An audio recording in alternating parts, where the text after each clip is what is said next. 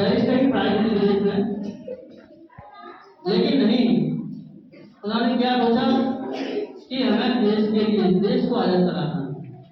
महात्मा गांधी जी थे वो बैरिस्टर के पुजारी थे, लेकिन देश में क्रांति जब तक कोई व्यक्ति खड़ा नहीं हुआ तब तक क्रांति नहीं आ सकती। जब तक उस अत्याचार का मुंहतोड़ जवाब नहीं दिया जाएगा तब तक वो अत्याचार नहीं खत्म हो सकता। यह मानना था हमारे मास्टर गौर जी का। इसलिए उन्होंने ब्रिटेन में रह करके वहां पर बाकी सेना में उन्होंने ट्रेनिंग ली और भारतीय लोगों को वहीं पर ही ट्रेनिंग दी। उन्होंने देखा कि भारत में बहुत अत्याचार हो रहा है, जलियांवाला बाग से बड़े प्रभावित हुए। उसका जो उन्होंने अत्याचार देखा तो उन्होंने ठान लिया चाहे कुछ भी हो जाए मुझे देश को आजाद कराने के लिए अपनी जान ही गंवा देनी पड़े। और लोगों से भी कहा कि आजादी ऐसे नहीं आएगी, आजादी जब आएगी जब देश के लिए अपनी जान देंगे। उनकी इन बातों से प्रभावित होकर लोग इकट्ठे हुए, तब आजाद हिंद फौज की स्थापना हुई और उनके प्रयासों में हमारा देश आजाद हुआ। महात्मा गांधी जी को सबसे पहले जो उपाधि दी राष्ट्रपिता की वो हमारे सुभाष चंद्र बोस ने नहीं दी।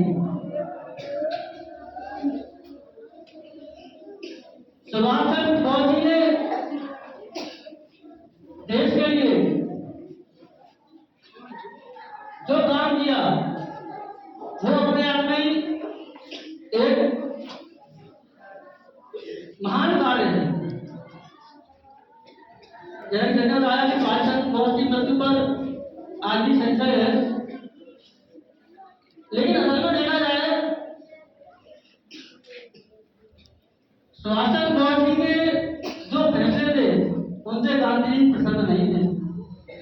वो भी चाहते थे सुभाष चंद्र बोस राज लड़ा रहे हैं या ये देश को आजाद कराने के लिए गोली चलाएं, लेकिन सुभाष चंद्र बोस ने ठान लगा कि नहीं, आजादी ऐसे नहीं मिलेगी। आजादी चंद्र का आजाद भगत सिंह जैसे लोगों को घंटा पर आजादी मिलेगी। तभी उन्होंने संविधान का नारा दिया, तुम मुझे खून दे दो मैं तुम्हें आजादी दूंगा। यानी तुम मेरे साथ रहो चाहे जान कहां चली जाए, देश की सर्वोच्च रक्षावर कर दो और आजादी जरूर मिल जाए।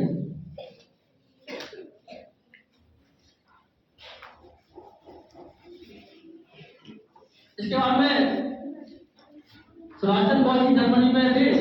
जर्मनी से उन्हें लगा कि नहीं, अब मेरी जान को खतरा है, अजीब की जान खतरा है, मेरे आजाद हो चुका था।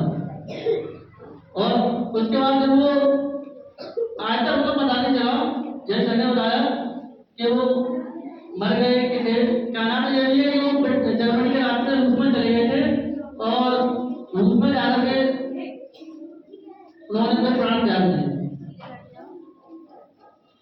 इसलिए हम ऐसे महान पुरुष को नमन करते हैं और आज भी हम बोलते हैं कि जो सुभाष चंद्र बोस जी थे वो हमेशा अमर है।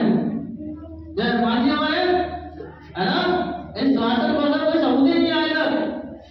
लोग कुछ वर्षों तक, पिछले कुछ वर्षों तक मानते थे कि सुभाष चंद्र बोस जी जिंदा है। हाँ, वो हमेशा मानते हैं कि नहीं, सुभाष चंद्र बोस जी जिंदा है।